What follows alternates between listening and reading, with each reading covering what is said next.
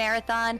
This marathon is benefiting the New England Musicians Relief Fund. Thank you guys so much for your patience. We are so excited to bring you all these runs. We went ahead and restarted the run because we want you to be able to see this entire Bugsnax adventure. As I mentioned before we went offline and came back, Bugsnax does have an incentive right now. You just have about 6 minutes left.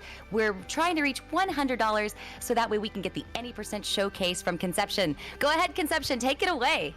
Okay, take two, which I'm actually kind of happy for because I had some bad luck in the first section, so maybe we'll get some better luck. But yeah, this is Bugsnax. We'll just jump right into it. I'll give us a countdown. 3, 2, Perfect. 1, go.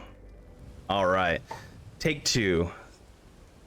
I'm just gonna explain everything like I was doing before. I'm sorry if it's a repeat to some people who are able to hear it, but I want to be able to explain exactly what's going on in the story as well as the tricks that we're doing. So yeah, this is Bugsnax. I'm actually playing on the PlayStation 5 version of the game, but you can play on PS4 as well as PC. And this is the no major skips category. We actually start off the game by doing basically what is considered the only skip we're allowed to do in the game, which is a opening cutscene skip. And we do that by jumping on some geometry and then walking across the bridge on an invisible barrier. And then we hop right on over to the first area, which is called Flavor Falls. We meet Filbo, who is the mayor of Snacksburg, de facto. And then we kind of we'll get to learn a little bit about why that is in a bit. And then we're introduced to Bugsnax and traps of what we need to do to catch them. So we need to catch this Strabby because Filbo's hungry, and we're gonna feed that directly to him. And then he's not quite satisfied, so we got to feed him some more, which we're gonna do right now. So we're gonna get him 3 more actually, not just 1 more. So we're gonna be a little careful here. And then let's see if we can get this cycle. Great, we got it. Okay, terrific. So we got 2 more Strabbies and a Roodle, which is a carrot. And we're gonna feed them all to Filbo, and he's gonna be able to unlock the next area for us. No major skips is basically a category that is no loading zones early. Because if you know anything about Bugsnax speedrunning, is that we can pretty much get anywhere right away. The any percent category of this game on PS5, the world record is just below 16.5 minutes. As you can see, the estimate is a little bit higher for no major skips because we do all areas quote unquote as intended. We accomplish all the quests we need to do and stuff.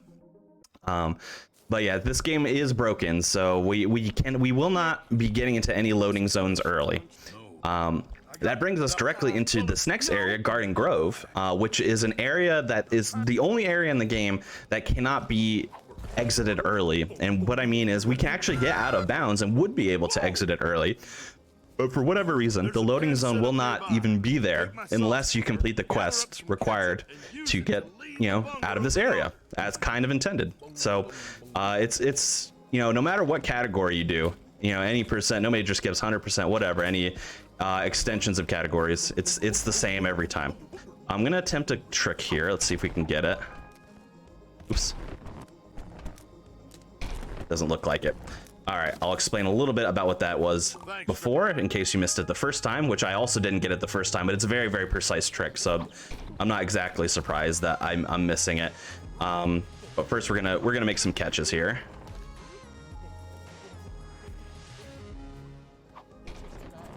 Right, and then one last catch, make up for it,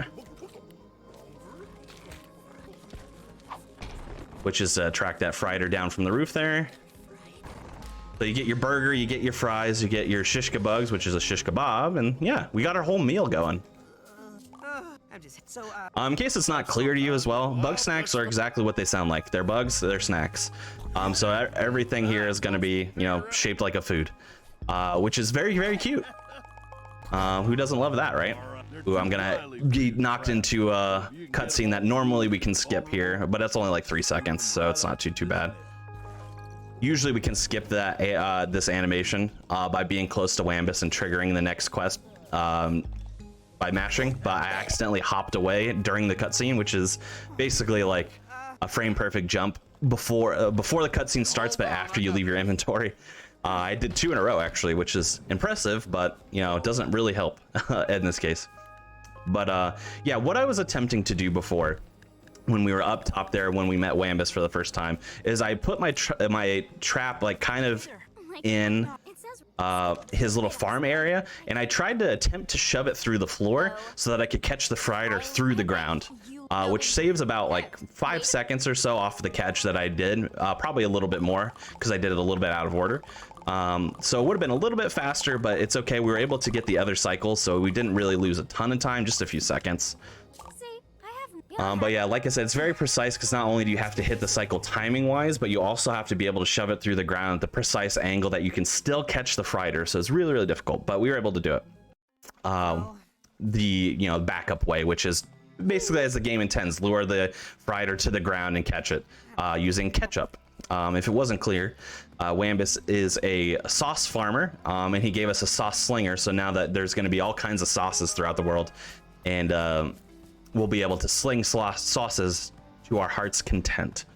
As I mentioned before, Filbo is the mayor of this area, which is Snaxburg, which is the center hub area of the island, which is called Snacktooth Island. Now, the story, the lore as to what's going on here is that we're actually a journalist from Offland who has come at the request of somebody named Lisbert Megafig, who is kind of like the de facto leader of this group of people that live on this island, to study Bugsnax, to interview them, to hear their story and everything like that.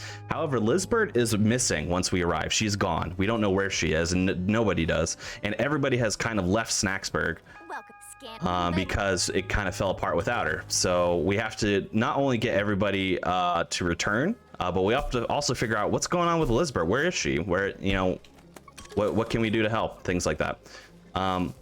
So we come back to Garden Grove, which now has some Bugsnax we didn't see the first time. And we have a quest from Beffica here to scan 6 Bugsnax in the area, which luckily for us, it counts the 3 that we had already caught. So we only have to scan 3 more. So I took some pictures of a white Strabby and a Sweetie Fly, which is the thing flying around there. And then we actually caught the weenie worm, and that is because the quest after is Beffica asking us to feed her favorite bug snack, which is the weenie worm or the hot dog. You find that out by looking in her cave and seeing a picture of a weenie worm on there. So we feed it to her to solve that quest. And then we just have to do one more quest for her, which is to find out what Wambus does between 10 p.m. and 1 a.m. here, which is talk to a cactus in his sleep, apparently. Beffica is all about gossiping and like learning people's secrets. That's like her big deal. So she always wants to know, she wants the dirt. She wants the scoop. So now that we have that information for her, we're going to go run back, return it to her. And then she's going to return to Snaxburg, which is great for us. So now we get to go to a brand new area, which is Simmering Springs, which is going to be this nice like beach area. So as I kind of said before, Snaxburg is like the main hub, and other areas branch off from that hub. So we'll see Simmering Springs here. We'll see other areas branch off from that. Simmering Springs is really nice. It's going to introduce us to 3 more Grumpuses. Now, Grumpuses are these furry humanoid creatures that you've seen. Filbo, who's like the mayor, Wambus, the sauce slinger, Beffica now, the gossip queen, and this is Floofty. Floofty is going to come more into the picture later on, but they are going to give us a tool right now that allows us to target specific parts of the body that change once you eat a bug snack. Because if you haven't noticed, whenever you eat a bug snack, some part of you turns into the bug snack you just ate. So it's a little wild in that way. But then Floofty runs off. We're going to see them a little bit later. This is Wiggle on the left, who is a singer and obsessed with fame and wanting to be famous. And then on the right, we have Gramble, who is a Bugsnax pacifist. He does not eat Bugsnax, and he wants to kind of like open a Bugsnax sanctuary so that, they can just live and roam free, which is very nice as well. We are going to get them both to return. However, by design, we're only going to be able to get Gramble to return it in this area alone. And we're going to do a bunch of Wiggles quests, but we're not going to be able to do them all. And that's because our last quest is going to specify a bug snack that is not in an area that we've been in yet. And the game does that a couple times with these first areas. You'll have 2 Grumpuses that you can get to return. One is completely able to be done in the area that you're in. but the other is not able to be done until you unlock a new area. We get a new tool there, which is the buggy ball, which is basically a Strabby inside of a ball that you can roll around for various purposes. And what the game intends you to do is complete a quest of like running the ball through a maze, so you can kind of like learn how to use the ball and stuff like that. You don't have to do that at all. So what I did was I just targeted the end of the maze and let the ball run it on its own, while I did these other things like catch these Bugsnax and get set up for some quests here. Then we caught a grape skeeto and a Pinantula here. And that is because they are going to be used for a Wiggles quest coming up. We're going to turn those both into her. First she wants a pineapple hairdo, which, you know, that's styling. Who doesn't want that? And then she just wants a grape skeeto. She doesn't care where it gets put on her, so we're just gonna feed that to her. And now she's happy, but she has one more quest, which is to eat some pop ticks, which we haven't even seen pop ticks yet, so we're gonna have to come back. One of Gramble's quests is to catch three peel bugs. So we're gonna do that on our way back. And the most frustrating quest, rather, that Gramble gives us is that we have to lead 2 Queebles up to his place, not by trapping them, but like by organically leading them. So it's a little frustrating. Oh, that's weird. That is bizarre. Okay, so that's fine. That's fine. We're just gonna have to adapt on the fly. I've never really seen that happen before. So what we tend to do is capture, get away, Crapple. We attempt to capture that peel bug while we're leading the Queebles because that's optimal speed. But for some reason, when I was trying to do that, the peel bug didn't go in the trap and it just broke, which I've never seen before. I'm guessing it got caught on the log or something. I don't really know what happened there.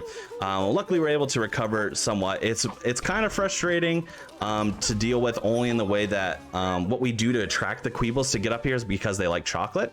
We put some chocolate on the buggy ball and just kind of lead the buggy ball up here, but the Crapple, which is the crab apple that you saw there, also loves chocolate, so it's a little tough, because they'll try to steal the buggy ball from us and kind of ruin our day. Luckily for us, though, we were able to recover somewhat nicely and make our way back. Gramble is now returning, and we're basically at the point where Wiggle will return once we just give her those pop ticks, those popcorn ones. Now you're going to see a little bit of what I call the bane of this category, which are the parties. So every so often, once we have a few people return, Bilbo here is going to get excited. He's like, oh, people are returning, like it's becoming, you know, back to normal. I'm so excited. Let's throw a party. Let's celebrate. And the reason why they're frustrating, just from a speedrun perspective solely, is because they're basically extended cutscenes. Now, this one is the shortest one, which is good, and we have complete control, so we can actually go over the entire area of Snacksburg. We can't leave it, but we can go over the entire area of Snacksburg, so it's not fully boring. What a lot of us like to do is take these cups and try to stack them all on top of each other just for fun. It is usually met with mixed results, similar to this, while the rest of them are talking and kind of explaining, you know, what's going on. As I mentioned before, Bilbo is the de facto mayor of Snacksburg, and what we mean by that is when Lizbert disappeared, Bilbo was the one who attempted to step up and keep everybody in control. So he put on this mayor sash, like, hey, I'm in charge now, you know, let's you know, keep a clear head and stuff like that. But obviously it didn't go well. Tensions rose, you know, people are kind of get upset with each other, and they all splintered off and started doing their own thing. You're seeing that primarily right here with Gramble and Wambus, who do not get along at all. They kind of have fundamental disagreements there. And then, oh wow, look, we got all 4. Look at that. Isn't that something? That doesn't usually happen. We are about to find out as well, because you might be wondering, we're also a Grumpus. Wouldn't we want to eat some Bugsnax like everybody else? And the answer is we'd like to, but they don't quite agree with us. So Bilbo's going to give us our first Bugsnax, which for some reason we just get full control here, and I just like to run around for fun. Doesn't really matter. But yeah, they don't agree with us. We get our tummy gets upset, we get sick. We have to run to the outhouse. So we can't eat Bugsnax, which will be important for later, I promise you. But for now, we're heading into a brand new area, Scorched Gorge, which we haven't seen, which is kind of like our desert area. And this one's got some cool tech in it. So these are the pop ticks, but they're unpopped, as you can see. So we got to change that. We gotta light them on fire. Now, luckily enough for us, fire also speeds up our, it makes us run faster, which is pretty good.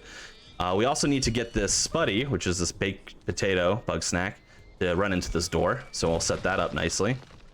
And you can see the pop ticks are popped over there, but we're gonna leave them for now, and you'll see why in a little bit. We're going to cheese this catch, see if I can get it fast on this side. No, we're not. We're not gonna get it fast on that side. We're meant to catch that in a different way, but we catch it in that way because it's a lot faster, and we need a tool that we haven't quite gotten yet. We're about to get it, but we haven't gotten it yet.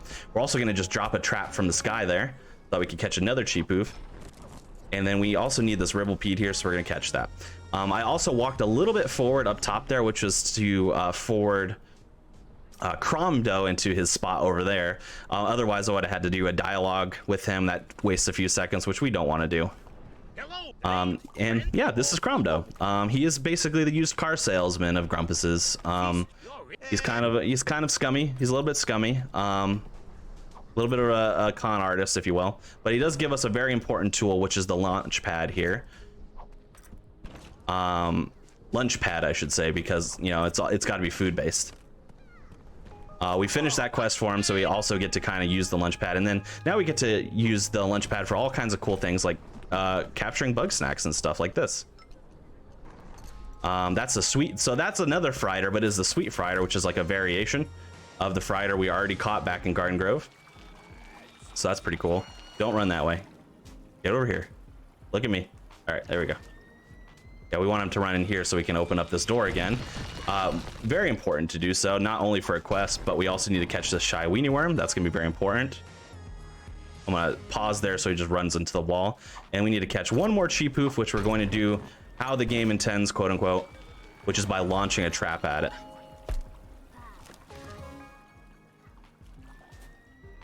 And we have a few donations that are launching us closer to your incentive. Is now a good time to read those out? Sure, why not? Awesome. We got one from Young Toonfish. Let's snack some bugs and get that any percent showcase. $10 towards the any percent showcase. We also have another one from 8Tao. A $20 donation also going towards the incentive. You guys just do that command donate in the chat. Choose the Bugsnax incentive. We just have a $70 left, and then we'll get that any percent showcase. Thank you for all the donations. Awesome. Yeah, and props as well on, so Young Toonfish, the first donation you read there, very, very cool, very important member of my community. Also, you're probably one of the first people to ever get his name correct on the first read, as he's German. So usually people will say Young Thunfish or something like that. But Young Toonfish, he can correct me, but I believe that is the absolute correct pronunciation. So good work there. Yay. Yes. So we did a few cool things there. First, I'm actually going to focus on just capturing this pop tick, which is very important. All right, good. So we finished all of the quests that we can with Cromdo there, which was to turn into those 3 Cheepoofs that we caught, the Sweet Frieder and stuff like that. Now he wants Bopsicles, which are, popsicles. You're obviously not going to find those in a desert area. Now we're doing a couple quests with Triffany here, who is this green archaeologist character that you can see. And she has a quest where she has to run down into that area we unlocked, basically. And while she's running, we can't do anything. We can't talk to her or like progress the story or anything like that. So we use that time to catch the pop ticks that I popped near the beginning, which I was able to do with relatively quickly for both. So I'm pretty happy about that. That was like a second off of a gold split, so it was really, really good. We also caught, like a bunch of Ribblepedes and stuff like that and turned in all the quests.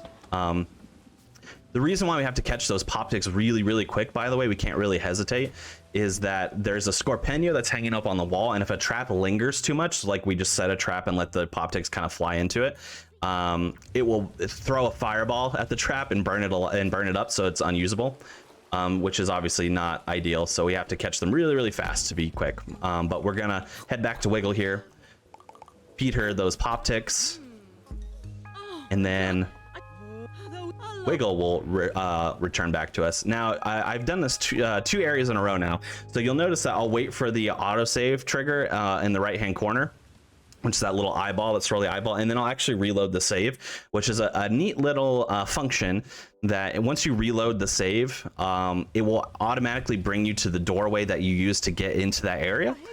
So it's pretty handy for doing things, getting back to doorways really, really quick. So we'll do that quite a few times. It's worth mentioning that the PC version of this game, I believe, already has this. I could be wrong. I don't own the game on PC, so I'm not entirely sure. But they announced that they're going to be adding fast travel to this game, so you don't have to just walk back and forth between areas. And I believe PC already has it. So there are some brand new strats that PC is going to be able to do where they can fast travel, which is going to save a gobs of time on not only major skips but the 100% category. PS5 has yet to get that patch. I hope they get it soon so we can start doing some reroutes and interesting stuff. But that will save us some backtracking time for sure, which will be pretty interesting. So yeah, we got Wiggle to return, and Triffany, which we kind of glossed over, not only an archaeologist of sorts and a brilliant mind, but also Wambus's wife. So they're reunited, which is a good thing. They're going to be happy about that. But here we are in party number 2, which is called Ghost Stories. This is very long, and we do almost nothing, unfortunately. We have these sticks that we can play with, which I usually will just like light on fire. Right now, weirdly enough, it's a weird visual glitch that even though the fire is going, in a second, for story reasons, the fire is going to go out, so therefore I can't light it on fire because it's gone. If we look around there, oh, what is that? All right, never mind. If we look around here, we're going to be let loose for just a second to get a piece of wood to get the fire going, but then we run back to that fire and then we can't really move or anything. And this is the second party that I was talking about before, which is basically just, like I said, glorified extended cutscenes where we get to move around a little. So there's a lot of dialogue here. I'll just take a second to kind of plug that any % showcase as well. If you want to see how broken this game gets, all these skips, all these out of bounds that we can do to make this game go even faster than you can imagine, definitely get your donations in towards that, because that's going to be a really, really good time, and I'd love to show off those skips for you. Other than that, and the allotted time for that has been expanded, so you do have time to get those donations in. That's great news. Great news. I'm glad to hear that. I was gonna say, other than that, if you have any other like donations or plugs, incentives, anything else we would like to go over, now's a great time for that while we just kind of wait for this cutscene to finish up. All right, well, right now we don't have any new donations to talk about, but I mean, I could talk about the event, because this is going to a cause that is very close to a lot of us, especially 8, who has been the gracious organizer of this event. A lot of unemployed musicians out there that definitely need our help. So what a great way to bring them a little bit of relief and bring us a lot of entertainment in the meantime. So it kind of helps everybody. And this COVID pandemic has been difficult for us all. So this relief fund is definitely helping out many musicians out there who were not, unfortunately, able to get the benefits that some others of us who were sadly unemployed, like unemployment, they were not able to get that. So this is a wonderful, wonderful charity. Looking forward to seeing all the donations come in to help out these musicians.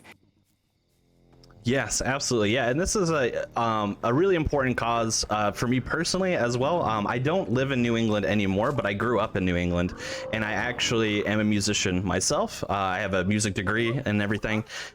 So once I saw it was a New England-based musician relief fund, I was on board. No further explanation needed from me. So I'm very happy to be a part of this event, and to give a little tease, I'm running this game, very happy to be opening the marathon with this, by the way, so very gracious that I was able to do that. But this is not the last you'll see of me, because on Sunday I'll be gracing your screen with this beautiful face 3 more times with 3 other runs. So We'll be doing some Pokemon runs. I'll be doing Pokemon Red and Pokemon Sword DLC. And then I will finish my tenure up with a run of the excellent Grim Fandango, if you're unfamiliar, legendary point-and-click game from the 90s that was remastered 5 or so years ago. So I am very happy to be part of this event in such a heavy fashion, and thankful for it. So. Awesome. Lots of great runners too, and looking forward to seeing if we can hit this incentive because I want to see any percent of Bugsnax. You definitely want to see it. This game is busted. Just to tease it a little bit, what we're going to accomplish in about an hour can be done in 5 minutes in any percent, between 5 and 6, I'll say. So wow. you want, if you want to see. We did receive another $5 from Mo HLPC. He likes bugs and he likes snacks. Thank you so much, Mo. If you like both, you're in the right spot for sure. You can't ask for a better spot to be in. But yeah, as I told you, this is very, very long. We have still about like a minute and change left on this cutscene. We will get to move around a little bit, and we will get to be introduced to, at least in my chat, the favorite of all the Grumpuses that we'll see. And his name is Chandlo. We're about to see him in a second. Chandlo is really, really cool. He is somebody who is very proud of his strength. He's kind of like a jock, but he's also like very kind and sweet. So for lack of a better term, he's like the perfect himbo, right? So people really love that about Chandlo. So we're gonna get to see some Chandlo in a little bit. I will say as well, because as all we're doing is running to another cutscene and then running back to another cutscene. So if you haven't played this game casually, it's excellent. It has a lot of wonderful representation in it that you don't see often in video games. You know, there's LGBTQIA plus relationships. Floofty is a non-binary individual, so we get to see main characters and not the just the two most common genders that we see in video games. We get a lot of beautiful representation in this game, and the story is really rich, very surprising stuff too. You know, there's way more of a story than people really realize, and especially in the speedrun fashion, because we just skip through all the dialogue to go fast. But yeah, play this game. It's really affordable. It might even still be on sale. It was on sale for both PlayStation and PC on the Epic Games Store for less than $20. So it's really, really great. And if you like speedrunning it, it's really, really easy to get into, especially any percent category. You know, you could get less than 20 minutes easily with a little practice. So yeah, play Bugsnax. So it's a wonderful game. We're almost done with this cutscene now. Finally. It's almost 8 minutes long. It's almost 8 minutes long. It's so long. Like I said, and now we get to go into one of my actually favorite areas to do tech-wise, which is a new area that we're going to be going into called Sugar Pine Woods, and we get to do some really, really fancy tech. I'm actually just going to focus on it, so I'll just need a little bit of quiet time, and then I'll kind of explain everything that's going on, just to make sure I hit everything here.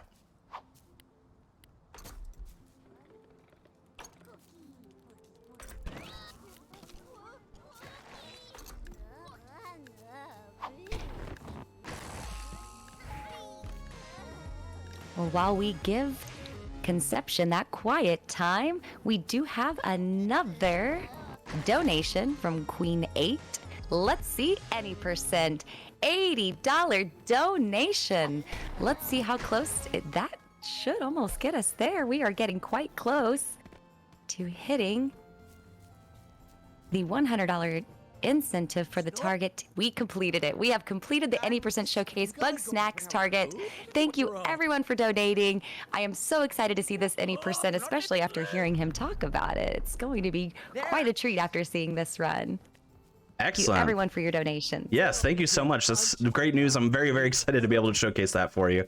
And now, yeah, I could explain a little bit as to what I was doing there for a second.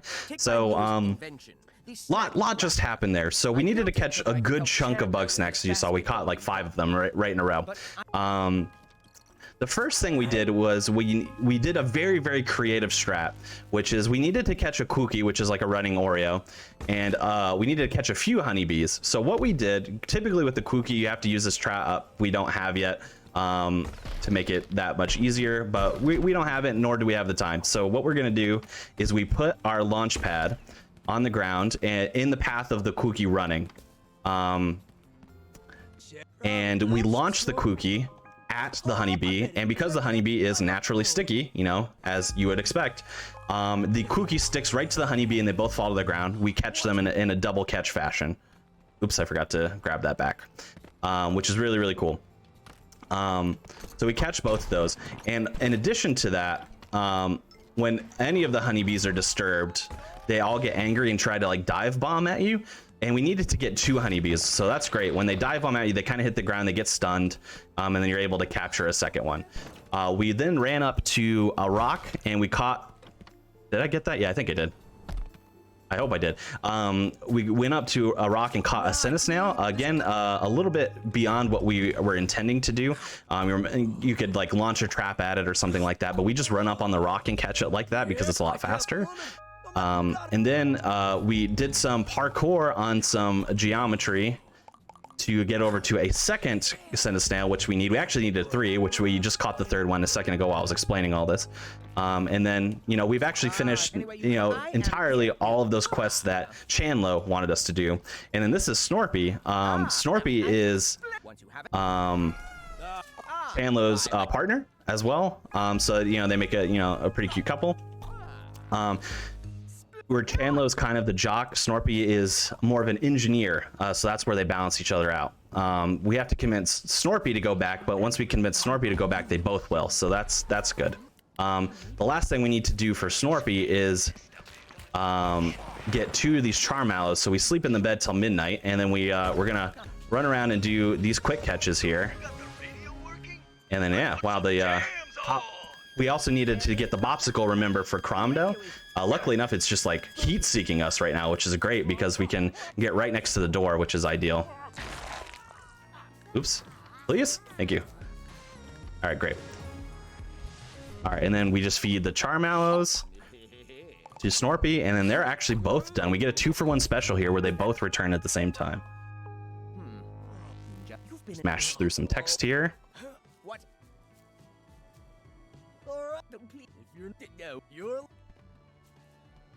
Right, there they go.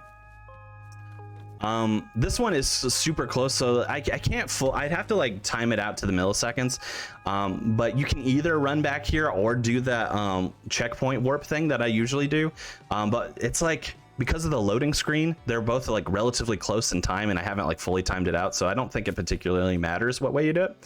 But now that we have the Bopsicles for Cromdo, we're actually going to go run back to his area and turn those in as well. So we got a 2-for-1 special, and we're getting Cromdo to come back. So once after that, we'll have like 9 out of the 12 that are coming back. So time be flying by. It be flying by. We're gonna jump up here, and we're actually going to feed Cromdo the 2 Bopsicles, and then we're gonna run over to the bed while he attempts to trigger another dialogue / cutscene. But we're gonna skip it by sleeping and then checkpoint warping all at the same time. All right, so we're gonna sleep until noon and then checkpoint warp so that we don't have to hear him talk, which is great. Okay, and you might be, there's been a few times that I've slept, and you might be wondering, why am I sleeping, right? All it does is like change the time of day. And that is important because you might have seen, you haven't really gotten to see it, but you can still talk to the Grumpuses at night. So that's not necessarily a problem, depending on, you know, what as to relates to what time of day it is that you're trying to talk to them. However, if you want to talk to them at night, you have to wake them up out of bed. And there's this long animation of them like very slowly crawling out of bed and standing up and talking to you, which it's literally like 5 or 6 seconds. It's super long. So whenever we can, we will forward time to avoid doing that because it just saves us a free 5 to 6 seconds. Who doesn't want that? We are now in the third party, which has some action up top. you know, they're starting to get a little bit nervous. There's some like weird goings on the island, some rumbling, some earthquakes. They're kind of like, well, what's going on the island? Like, are we even safe here? They're also gonna find out that somebody like broke in to the island, and specifically the barn over here.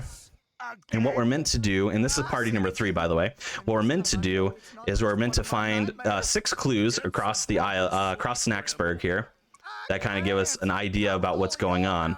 Now, the good part is that we can capture at least 3 of them from our perspective here. And there's a 4th one right over Gramble's shoulder that you might see me keep trying to zoom in on. And if you line up, if you enter this cutscene in the right area, you can actually hit the 4th one as well. But it's a little bit precise and a little bit difficult to space out, which it doesn't seem like I got it, but I was able to get 3 out of 6, which is good. We'll get the other 3 once we have free reign. But yeah, so the 3 we got so far were these footprints, that sign that says no more Bugsnax, and then there is a spade right there that we also were able to take a picture of. We're gonna run over here, take a picture of some more footprints, run over here, take a picture of even more footprints, and then here, that one doesn't even unlock until after the cutscene's over anyway, which is a broken lock on the ground. And then that's it. We have another long cutscene. We can move like our body. You can kind of see our shadow. Where for some reason we're very lanky. We have really long arms. You can see our shadow, but we can't move from the spot while they kind of just talk about what's going on. So if we have any donations, plugs, incentives, we want to talk about what's upcoming in the marathon, anything like that, now's a great time for it, Shanna. Yeah, excellent. Excellent. We actually do have an incentive that's going to be coming up soon. Secret Agent Barbie. Read cutscenes between levels. That will be a really funny one. It's a very small incentive amount, only $80, so we should be able to get there. That will be the next runner, which is Sharif. You might know him as Sharfers. That is an incredible game. Secret Agent Barbie, Royal Jewels Mission. Going to be a lot of fun. The incentive, I'm hoping we can reach that, will be a lot of fun as well.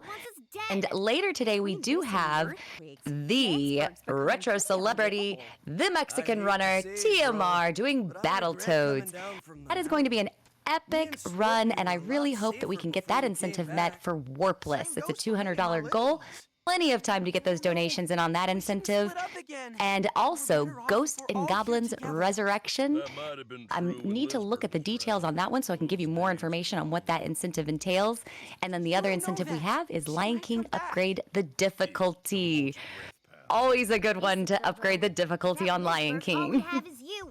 Oh yeah, I wish I knew any Lion King runners, but unfortunately I'm just unaware. So hopefully, you know that person does a good job. I don't know. But yeah, I'm very excited to see not only Lion King, of course, but also all of those other games that you mentioned. You know, TMR's Legend. Who doesn't want to see some cutscenes on Barbie? It's going to be a great time. So yeah, get your donations in. Wonderful causes, obviously, and also wonderful incentives. So. We're just well, we still got a few minutes on this cutscene. Well, actually, no, I'm sorry. This one's a little shorter, so we have like 30 seconds left on this cutscene. After this, so as I mentioned, we're wanting about 12 of them to return. So if you count 1, 2, 3, 4, 5, 6, 7, 8, 9 are back. We need 3 more. You might also be wondering, well, you know, if this is the center hub of everything, we've already gone to the left, we've gone straight, we've gone right. Where else can we go, you know, to find these people? And this is where we start going from areas past areas. So you're going to see here, we're going to head back into Scorched Gorge, which is that desert area that we went to close to the beginning. We got Trifney and Cromdo there. And we're actually going to walk all the way past it to another area called Sizzling Sands, and then that's another desert area, but it's like more desert. You know, like what you'll notice is that these areas are extension of areas we've already been to, but they'll expedite them, or they will emphasize them in certain ways. So like, for example, this is a gorge, but at least it has, like, you know, places to, you know, walk and stand and stuff like that. And this is just going to be a straight up like desert coming up here.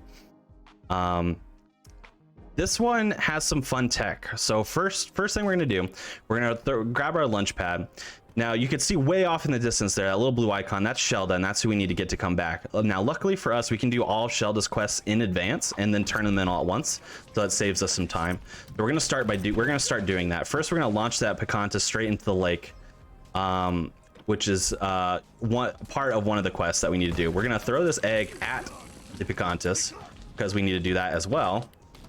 We need to launch some Pocahontas, but we also need to break some eggs. Come on. You know, at this point, I'm just gonna lead it directly into the water. It's probably faster. Come on. You can expedite that a little bit by just launching it into the lake for a second time, but because I forgot to break my trap early, it didn't go overly well. But one thing we can do here is make this go by a little faster, potentially, by launching this Spuddy into it. All right, and then we're gonna throw that there. That breaks an egg in the meantime. All right, now this is easily the most annoying part of this area. So we have to lead this black raspberry through a maze. Now it seems normal because we've done some leading and stuff before. So you would think it's not gonna be a problem. But however, we're going to be interrupted by these enchiritos, which are very frustrating Bugsnax because they'll just straight up target the black raspberry that we need to lead through. But luckily we're going to lure them with some sauce here, and as long as we get the raspberry into this cave right here, we'll be fine. So we're gonna be okay now. The enchiritos are what make this particularly frustrating. So all right, we're gonna lead it into the cave.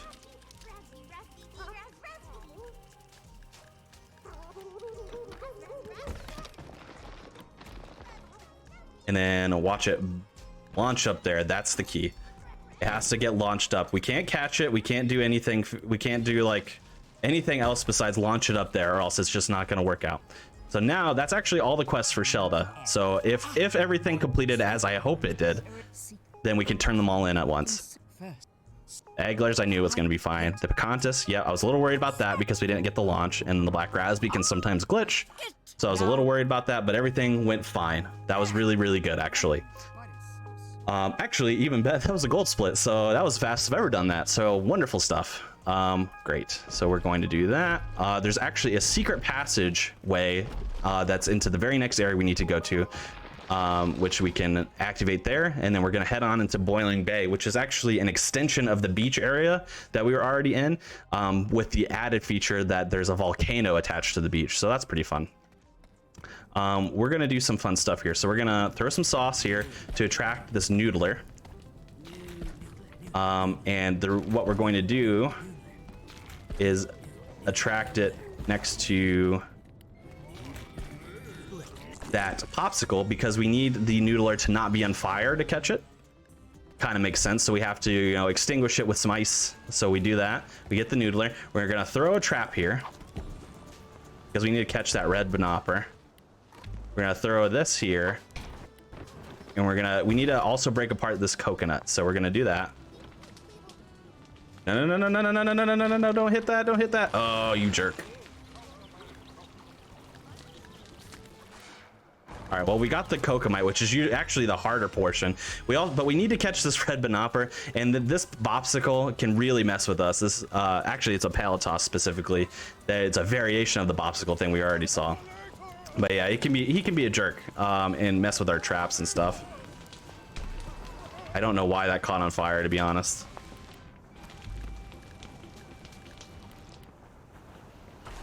Okay, okay, get out of there. Please just leave me alone.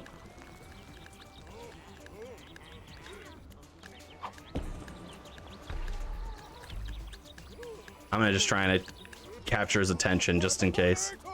Don't fly into my trap. Oh, you jerk! Come on. Yeah, this is the part that can get frustrating. Of course, it just launched its way back that way too. All right, cool. All right, fine. You know, good enough. All right, we got it. That's all I care about. All right, we're moving on. All right, yeah, that can be really frustrating, specifically because of that Bopsicle, that Palatos. We have to get the red banopper. We can only get it by tripping it with the tripwire there.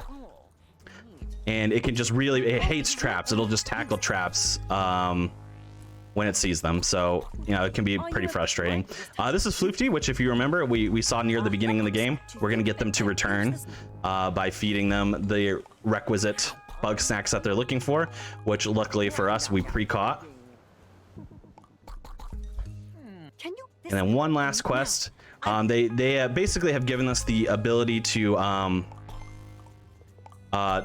use the history of Bugsnax to turn their limbs into Bugsnax they've eaten in the past, which is the interesting part there. So, you know, we just mess around with different combinations of Bugsnax that Floofty's already eaten, / the ones that we just fed them, and then complete their quest. So Floofty is now returning as well. Great. So now we're going to cutscene warp back there.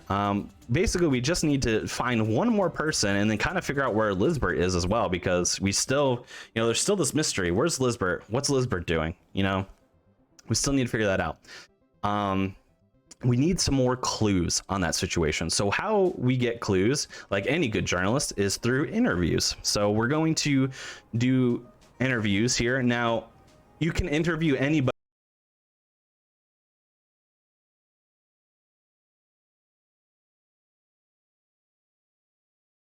Luckily for us, this is just no major skips, which is basically like an any % glitchless, quote unquote. So we're only going to interview the people that have the exact clues we need to progress the story. So we're just going to do 4 quick interviews. And luckily enough for us, the game gives us like tons of dialogue options to do for those interviews, but you can just cherry pick the ones you need to do to progress the story, which is great. Way back when we had Triffany return, which was in the Scorch Gorge, the area we just left, it made it so that there's a cutscene right here between Wambus and Triffany, but I purposely avoided it the whole time because I wanted to be able to talk to Wambus quickly right here. Whoops, wrong one. Oh my gosh. There we go. I picked the wrong option 2 different times there, but that's fine. It just wasted like a couple seconds at most. All right. Yeah, so that interview was a little bit messy. I could have done that a lot faster, but that's fine. So we interview Wambus. He gives us one important clue at the end here. Notes about a strange device. Then we're going to run over here. There's another cutscene with Gramble and Wiggle here. And we're going to interview Gramble now. And again, very specific dialogue options if you do them fast.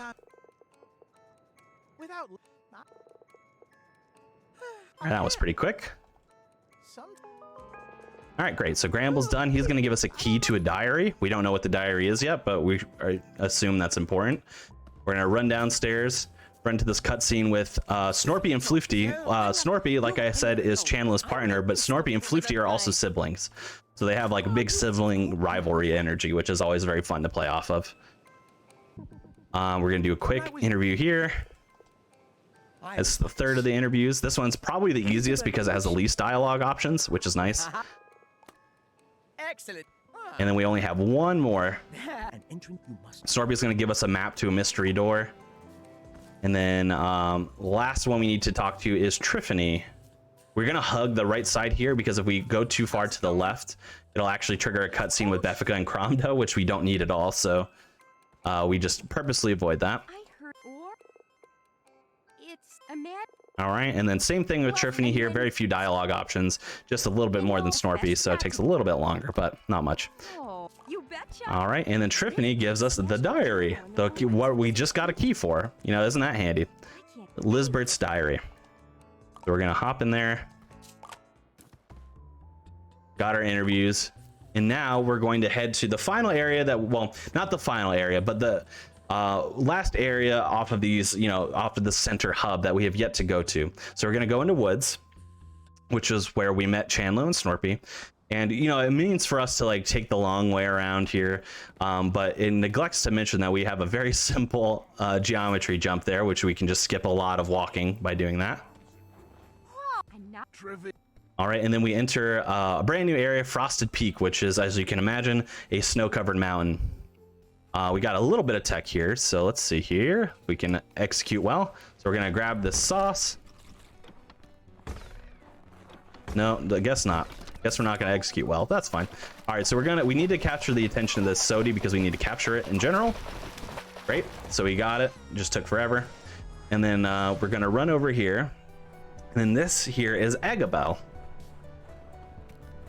Agabel is a medic type. You know, very kind of like the mom of the group, but most importantly to the story, Lizbert's partner. So she is very dedicated to figuring out where Lizbert went to and all that.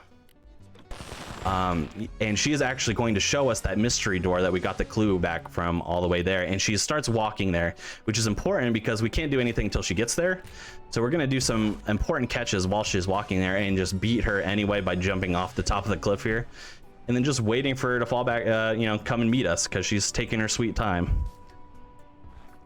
We caught 3 specific Bugsnax there, so the Mount Sodi, the Chippy, and the Flutterjam. And that is because Agabel is about to ask us to help open the door by filling half of these totems.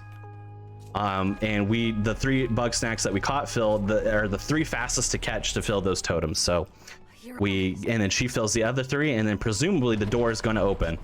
Except that you might have seen on the ground that there are, well, you're right in my face. All right.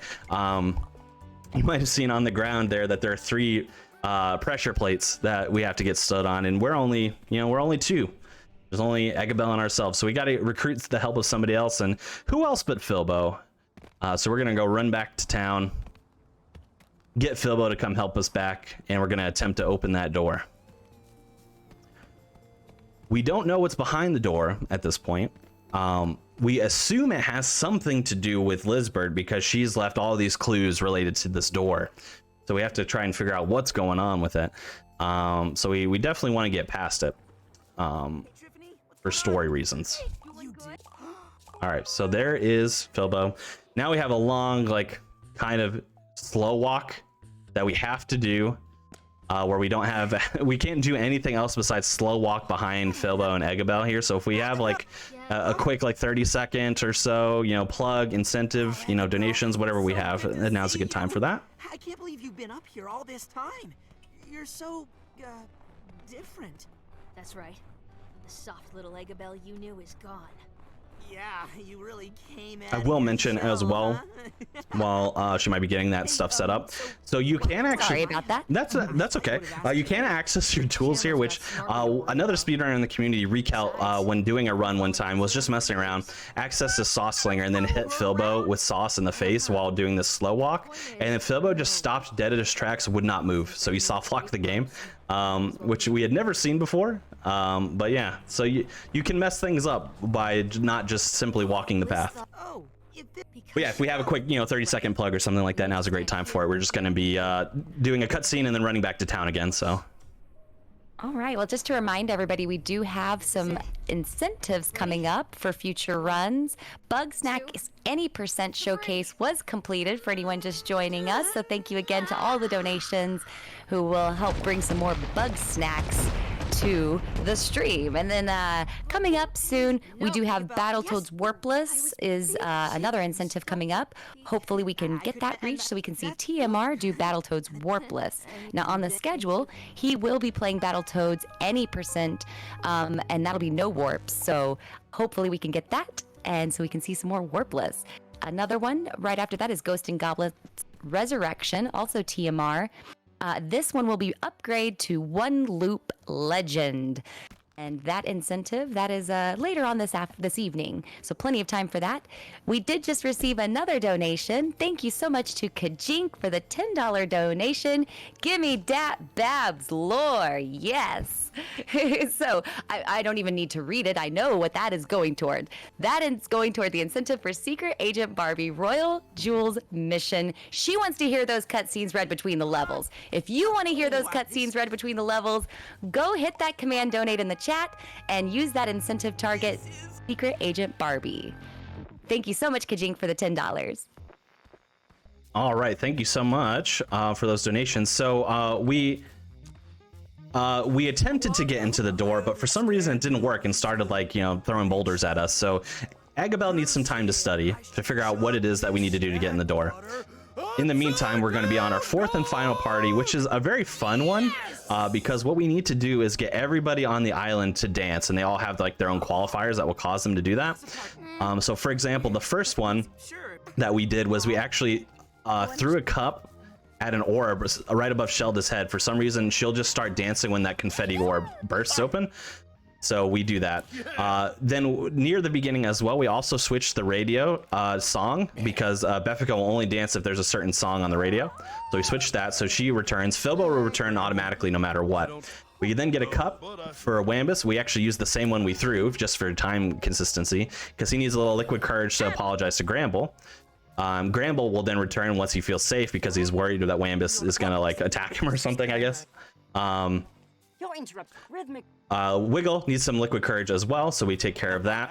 We talked to Floofty there. Floofty doesn't see the purpose of dancing, because Floofty is a very experimental and scientific mind, so you know they're just worried about their experiments rather. But we talked to Triffany, who convinces Floofty of the cultural significance of dancing, so they both decide to go off. Snorpy here does not want to dance because Snorpy is worried about him and Chandler's relationship. He doesn't really know where they stand. They kind of hadn't like made defined terms, but Chandler reassures him like they're dating, they've been in love for years, and you know they're incredibly happy. So they both go off and dance. And then the last one that I didn't talk about was Cromdo, which will all you have to do for Cromdo is hand out drinks. And then once he's like, oh, the drinks are handed out, I'm good, then he'll start dancing too. So we get everybody to dance. So it's a pretty fun one. We get a lot of action up top, which is great. And then we just get, you know, minutes of cutscenes here. So there's not too much we can do. We're about to find out here. This is kind of, you might have saw right before I triggered this party, the game actually gives us a warning. Like if you pass this point, this is the point of no return. You can't like go back into areas, catch Bugsnax, whatever it is that you need to do. Fine for us, which is great. But we're approaching like the end of the run. We're getting really, really close to it. So things are really starting to go downhill, as you can see. The island's shaking, exploding. Things are starting to go awry. The volcano looks like it's erupting. Things are collapsing. What's going on with this island? You know, we need to find Lisbert. We need to get to safety. And honestly, we need to get out of here. We got to leave the island because it's no longer safe to live here. So we got to figure out what's going on. So I talked about how Floofty, you know, is a scientist, experimentalist in nature. Shelda, who's the one that's running around in a circle here, she is like a how would I describe it? Like a faux prophet, kind of. So she's like very spiritual and is, you know, has these predictions. If you're familiar or were familiar with like the Harry Potter series, she's kind of like Professor Trelawney. You know, she has these predictions that are kind of just nonsense, or words that are nonsense, except sometimes they hit. And then, for example, this one hit. She says, "Our end is nigh," and then the island starts collapsing. So she gets this prediction right. But basically, our plan is find Lisbert, get off the island, and we don't know why what's happening on this island, but it's no longer safe to be here. So we're gonna get off the island. I will say as well, we're gonna be getting into spoilery territory. This game has been out for 6 or 8 months now, but if you're wanting to play this game casually and don't want to be spoiled on the story, I would suggest turning away or something, or muting for a few minutes going forward here, while we kind of explain the climax of the story here. But you're good for now. That'll be a perfect time. If you don't want the spoilers, you just go to that link in the chat and go ahead and donate towards one of those tasty incentives for our future runs, and then you won't get any of those spoilers. Yes, yeah. I'll give another big warning. I'll give another big warning. I'll be like, all right, here it is, spoiler time. Mute for the next minute or something, or go donate for the next minute or two while I explain what's going on. Perfect. Yeah, absolutely. So, but yeah, we still got a few more minutes. Yeah, another longer cutscene. So if we have other plugs, donations, incentives, now will be probably one of the last times before the end of this run. So Okay, well, we did receive our first donation towards the incentive for the next run, Secret Agent Barbie. Read cutscenes in between the levels. The amount for that incentive is only $80. That run is coming up next. So if you would like to hear Sharfers read those cutscenes in between, which I should add, they are hilarious.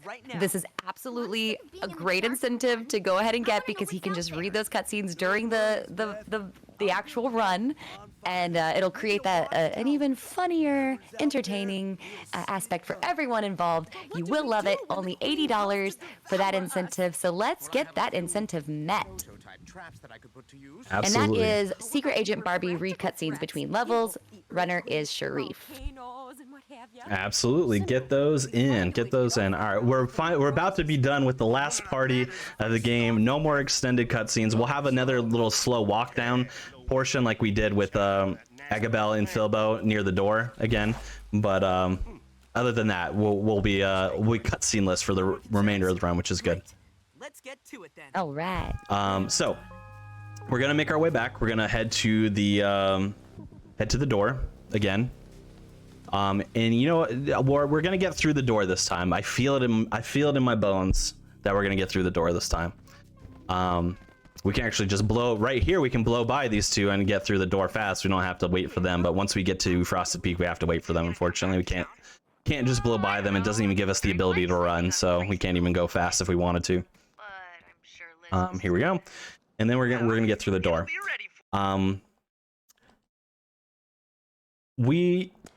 As I mentioned up at the top, so we were about an hour into the run now, and then we're about to go through this door. Like I said, in 80%, which again, thank you for getting your donations in. If you're doing a full run, you can get through the door in 5.5 minutes by doing all kinds of skips, clips, tricks, and stuff like that, which I'm very excited to show you. So keep in mind, all of that we've done so far up to this point can be done in 5.5 minutes. In the 80% category, which I'm very excited to show you guys. So we're gonna head right to the door here, and we're gonna open it the way that the developers intended. Gotta wait for them to discuss the door. And then we're going to be entering into an area called the Undersnacks. Now here's where we're going to get into spoiler territory. Spoiler warning, spoiler warning, spoiler warning. So I'm gonna start talking about it. Nobody's perfect, right? We're going into an area called the Undersnacks here. This is going to be where the Queen of Bugsnax is. And the Queen of Bugsnax has been mentioned a couple times, just like as a point of, you know, mysticism or lore or something in the game, with the other characters. But we didn't fully know that she was real until now. And we're about to see who the Queen of Bugsnax is. But first, we have to kind of go through this area, the Undersnacks, which you can see is just like there's just food on the walls, and what I can only assume, I'm gonna call it juice. So it can't be blood, cannot be blood, because Bugsnax are not, they have juice in them, so it's like grape juice or something. We got finally an up close and personal shot of the Snack Squatch, which I faked being scared of earlier, because that Snack Squatch is always there, which is like the created henchman of the Queen of Bugsnax. And we're gonna make our way through here, and we're gonna hop down in a second. Weirdly enough, that you can just walk straight through some of the geometry here. That it looks like it would be collision, but it's not collision, weirdly enough. All right, so we're gonna hop here, and here is the Queen of Bugsnax directly in front of us here. And spoiler alert, it is Lizbert. Now, it's not exactly what you think, though. Lizbert is not evil. So what has occurred? The island is falling apart. People are getting nervous, and the reason why the island is falling apart is because these cute, adorable, lovely little Bugsnax are not nearly as innocent as everyone thought. They're not just food; they're actually parasites. So all of these Bugsnax, they're being eaten, but for their own gain, because they're trying to take over the Grumpuses on this island, and they're also trying to take control of the island in general. So Lizbert found this out during her research and sacrificed herself to become the Queen of Bugsnax to keep everything in control for the rest of the island. Otherwise, the Bugsnax are going to swarm and take over and destroy everybody.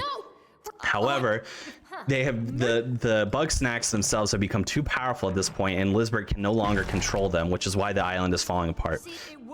What has happened now, directly on the screen, is Eggabella has fallen down here with us and has now sacrificed herself as well. They're reunited, like I mentioned, they were partners. And now they're going to two-head, trying to maintain control over the island while the rest of us escape.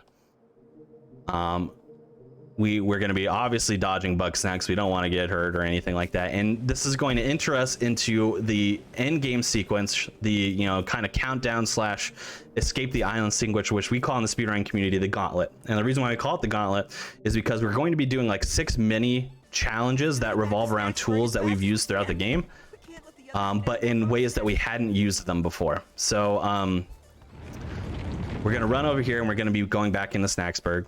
I could have saved a second or two by jumping precisely on a fence pole and then treetop parkouring across, which would have been ever so slightly faster, but it's also very much more precise than it was before because I don't have the entirety of the fence to back up on. I just have the post, so it's very hard to jump on it. But as you can see, the Bugsnax are all taking over the island.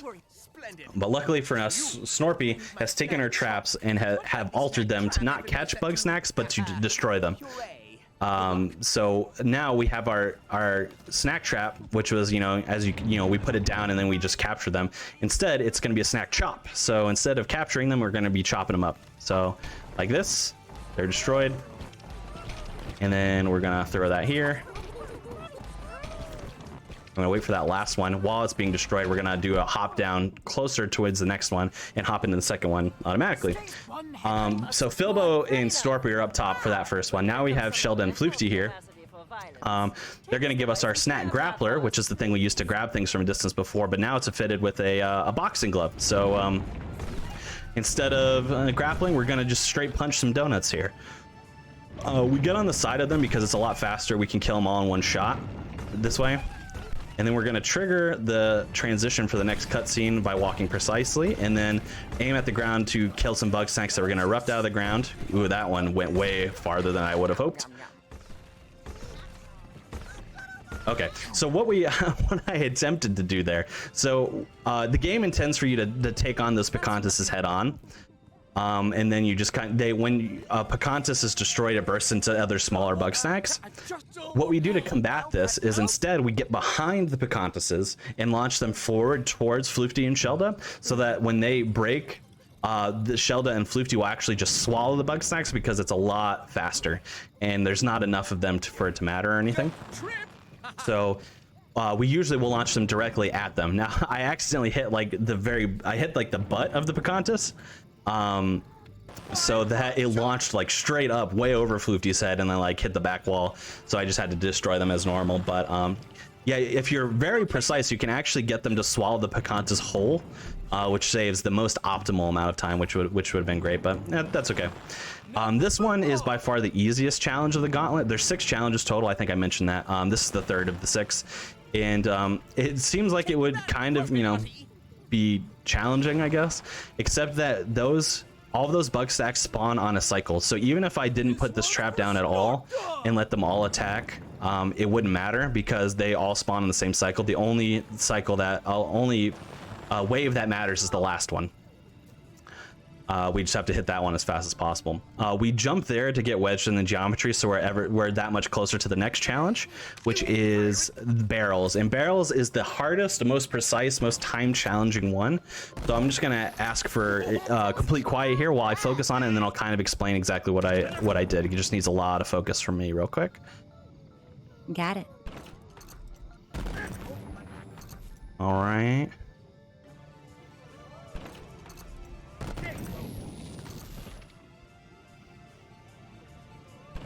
Okay, good first wave.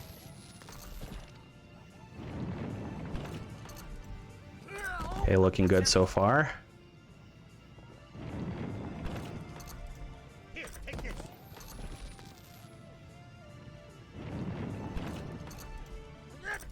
Okay, that one might have been a little early. We'll see. Oh, we're good.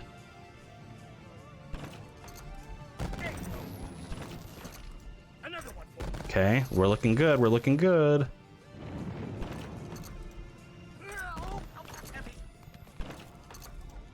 Oh yeah, perfect. Okay, so that didn't look like it was that hard, but trust me, it's very, very precise. So what we do there is, obviously you can tell we're launching barrels to destroy Bugsnax. That part's easy. When you're playing it casually, it's actually not terribly hard because you can target the Bugsnax specifically. So you can actually just have you can auto target the Bugsnax by aiming the cursor at it, and then you'll launch the barrel and it'll hit the Bugsnax. It's actually not that terrible, but that only kills one Bugsnax at a time when you do it that way. So it's very slow, and we don't have time to just be killing one Bugsnax. We want to kill the whole wave at once. So what we do is we very precisely place our barrel cursor in specific parts so that the Bugsnax are as close to each other as possible, and then we launch the barrel so that it will destroy not one Bugsnax but all three at once in all of the waves. So the cheap poofs are relatively easy. You know, you just wait for them to get to their apex height and then launch the barrel, and then they'll fall down and land directly on it, which is great. The great Skeetos, which are the other waves that were coming out, are a little bit more precise. You aim it directly at the ground, and then you have to very specifically time it so that it doesn't burst right as they exit the ground, because then that will make it so that the waves that come out of the ground will die on impact, which sounds like it would be a good idea. However, it's not necessarily a good idea, because then you're only going to kill one Bugsnax that way. You're not going to kill them all. So you have to not only place the cursor very specifically, but you also have to time it very specifically so that the barrel kills all three at once without jeopardizing the next wave. Luckily enough for us, I did all of that, and then the last wave that occurred has 5 Bugsnax, so you can't kill them all at once. There's too many. So we kill the center 3, and then we time it out with the last one so that we launch the barrel when the last 2 are at their closest and destroy them all at once. And we were able to do that perfectly, which was great.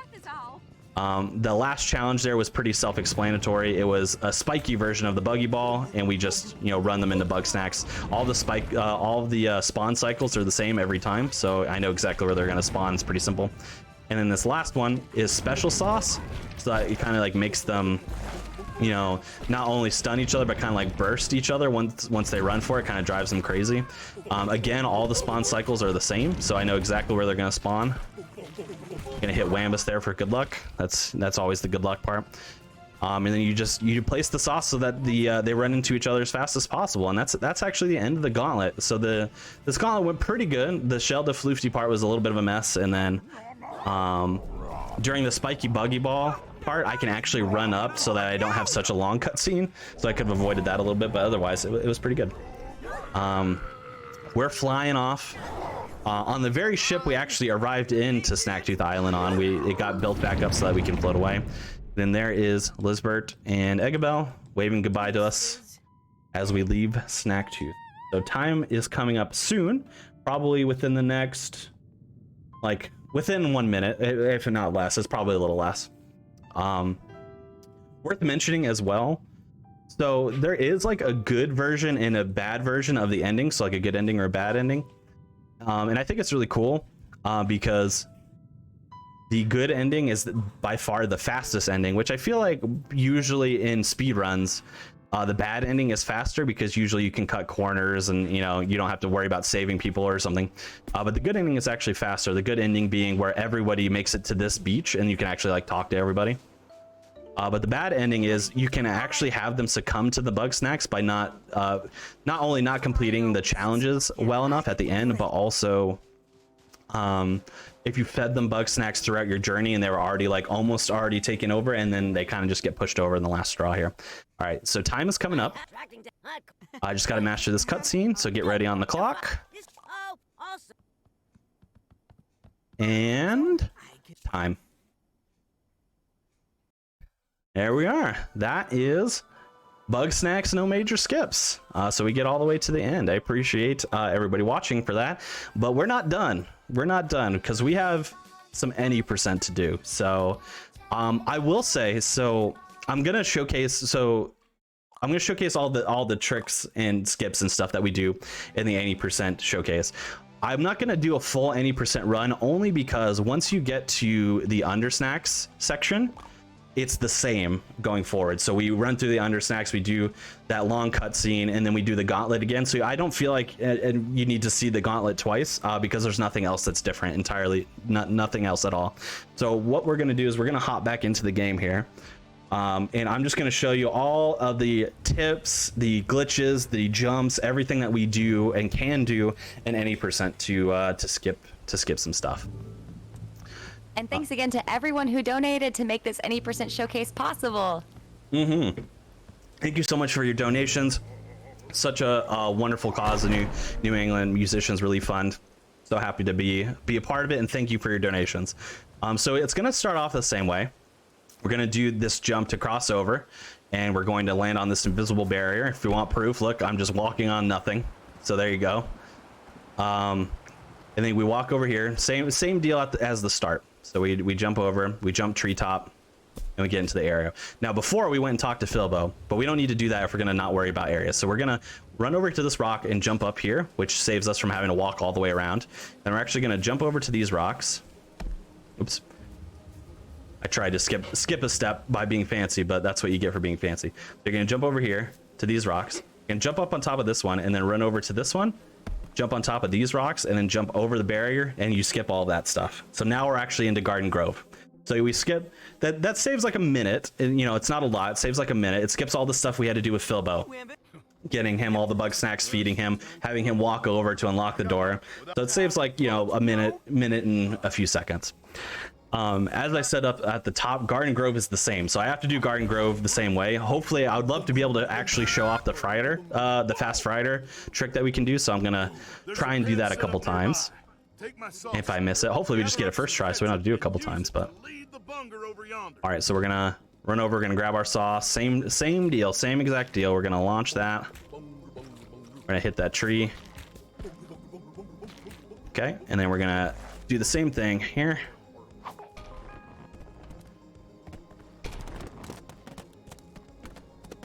Come on. Ugh, I almost had it. I'm gonna restart the area. Want to be able to showcase that for you because it's such a good skip. So, all right, so we're gonna grab some ketchup here.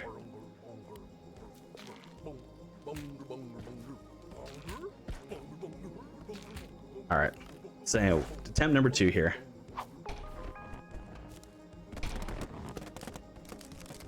Oh, almost. Not quit. One last try. If not, we can move on past it, but it's a really cool trick if you're able to do it.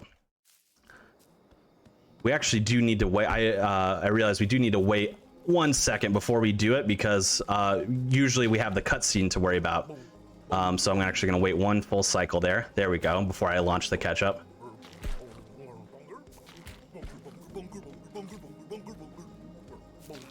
Okay.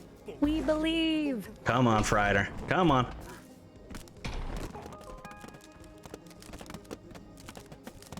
All right, 1 last try, and then we'll move on. I think I waited too long that time. Okay, so we're gonna run over here and get some ketchup.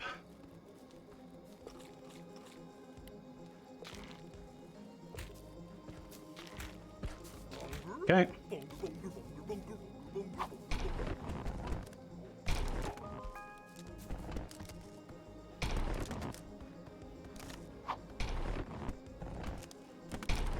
Got it. All right, great. So we captured it right through the floor. There we go. If we might miss the shishka bug cycle, but that's fine. We don't need that. That's we didn't even get the ketchup there. Oh, cool. All right, we did a backup strat that worked out for us. Okay. Hype. Yeah, we love that. Okay, so we're gonna attract the bunger back over this way so they run into each other, so we can get that bunger stunned. Great. All right, and then 1 last shishka bug for the road. All right, cool. I'm glad I was able to get that to work. It's a it's probably one of the most difficult to execute tricks in the run, in my opinion. Funnily enough, you can do it in any of the categories because it's not a major skip as according to the leaderboard. It's just a fast way to catch a bug, so we don't have to, you know, it's not a glitch or anything like that. We just have to shove a trap through the floor, which, you know, is difficult. Great. So we got all these. We just have to do the the conversation with Beffica, and then we move on, and then this is really where the game explodes. Okay, so we're gonna run over here now. We're going after this conversation with Beffica that we have. We are going to go back to Snacksburg for the first time again, and then we're going to very quickly go out of bounds and jump into and access an area early. Now, there's actually 2 ways to do it. I'm gonna try and show you both. One is significantly easier, but it's about 2 seconds slower. And the other is significantly harder, but saves you about 2 seconds if you're able to execute it. All right. Oops. See, you'll have. Okay. So in the Snacksburg, we still have to interview Filbo. This is weirdly enough, like probably one of the slower sections of the 80% run because we still have to like just get through enough of the lore to be able to get to this area, basically. So you can actually like just run straight over the rock and down, but I actually will usually walk forward a little bit farther than most runners there. And that is because if you don't, Filbo can actually get stuck on the fence if you try to hop down too early, and he'll just stay there. And then eventually he'll start moving. It doesn't like soft lock or anything, but it can waste like a second or two if you try to go too fast there. Well, so you know, we don't want to go too fast. You know, it's a speed run, but it's not a speed run. No, I'm just kidding. But yeah, we can't go too fast or else Filbo will get stuck. you could anyway. I'll be all right. Okay, so I'm gonna try and show you the more complex ways. So we're gonna get to woods early here. Almost had it. So what we need to do is we need to cross the river without the bridge being there, and if we very precisely do it, nope, not quite, then what we'll do is we'll jump off the fence at the last possible second, and then as we're about to land, we're gonna open our journal and jump in the same frame, and then it will hop us onto the land across the way. Otherwise, it's just gonna hit the water and make us reset. I was pretty close. I'll try this a few times, and if I'm not able to get it, then that's fine. It's actually it's way more difficult to do on PS5 than it is on PC, just because you have to hold the controller very awkwardly to do this. Almost. We were so close that time. We got the distance, we just need the timing. All right. We'll give it like a solid 3 or 4 more attempts, and if not, we'll do the easier / slightly slower way. Very close, very close. But yeah, this is faster than the other method, but yeah, like I said, it wastes about 2 seconds. But the console world record, which I also have, doesn't actually use this way because it would make the run a lot more reset heavy, as you could probably imagine. Oops. All right, 2 more times, and then we'll just do the easier way.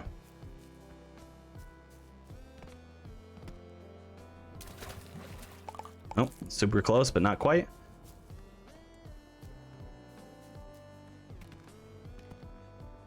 All right, last try, and then we'll just do the easier way here. That doesn't count. I didn't even get to jump. All right, one last time. That was, nope, not it. Okay, all right, so we'll do the easier way. So instead of doing that, what you can do is you can hop on this fence and then get out of bounds on top of the roofs here, and then just very easily jump across like this. Then once you get here, because you still have to get up, you just do a very careful jump off the geometry, and then you load into the loading zone. And now this puts you in woods way earlier than you would need to than normal. All right, so now you're in woods, but you still can't get to the end of the game because Frosted Peak is still locked, because this is like if we were at Chandler and Snorpy, which is about half an hour into the run or so. So we still need to do another out of bounds here. We're gonna hop on the geometry here, do a very precise jump, double jump here, and then there's the loading zone here. But I just want to showcase off of this real quick, which is that there's just invisible walls all the way around here, and you could just stand on nothing as you just like kind of look over here. But we're gonna run back this way, and then drop down into the loading zone. All right, so now we're in Frosted Peak, which is like, I don't know, like 45 minutes or 50 minutes or so into the run. But there's still one last barrier that we need to overcome, which is the door itself. We don't have any of the clues. We're not talking to Eggabell. We haven't like gotten all the interviews we need to done. We can't get in the door. How are we going to get through the door? Well, we're going to do that with the creative use of our tools, which the game assumes that if you're at this point that you have the tools, so it gives you everything you need, that we don't have to unlock it. So we're going to launch pad up to this ledge on the door, very precisely place the tripwire. We're not shooting it, we're just aiming it directly there, and we're going to shove ourselves against the wall here, break through the door and clip through, and then we are now in the Undersnacks. And then, like I said, from this point forward, the game is exactly the same. And I know that we had a little bit of a tech hiccup at the beginning, so I'm not going to run through the Gauntlet and the Undersnack stuff again. But basically, that was all the tricks and skips that you need for the any percent category. I really, really appreciate everybody donating to make this happen and everything like that. If you are interested in Bugsnax speedrunning, we do have a subreddit as r/speedrunning. Also, you could just go to speedrun.com/Bugsnax. We have guides. We have a link to our Discord. We're a very, very friendly group, always encouraging of new runners and always around to help. Very welcoming community. So we'll be happy to help you.